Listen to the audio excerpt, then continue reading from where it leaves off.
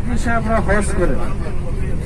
হজের যে রুকন আছে এর মধ্যে সবচেয়ে যে ফরজ উত্তম জায়গা এটা হচ্ছে আরাফাতের মাঠ। আরাফাতের মাঠে অবস্থান করাটা ফরজ। আমরা ইনশাআল্লাহ এখন আরাফাতের মাঠে দিকে যাচ্ছি। আমাদের ডানে বামে দেখেন অনেক, আমরা আরাফাতের ময়দানে যাব বন্ধুরা। সব পাথরের মাঠ, মাটির না, পাথর কাটি কাটি মানুষের ঘর বানাইছে। এক সময় তো এই সৌদি আরবের মক্কাতে ছিল, গাড়ির কোন ব্যবস্থা ছিল না।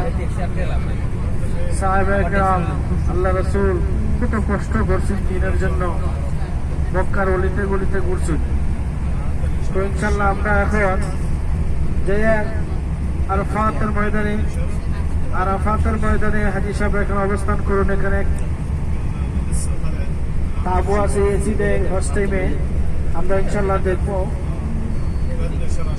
সম্মানিত হুজ্জাজে কেরাম, আমরা সকলে একটা জিনিস লক্ষ্য রাখব যে যেখানে যে টাইম দেওয়া হয় এখানে অতটুকু টাইমের ভিতরে আমরা সবাই আসার চেষ্টা করি।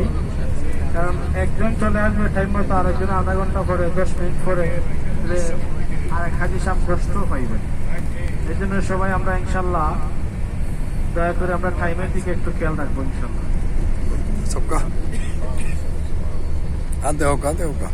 সম্মানিত হাজি সাহেবগণ, কেমন লাগলো আপনার পাহাড়টা?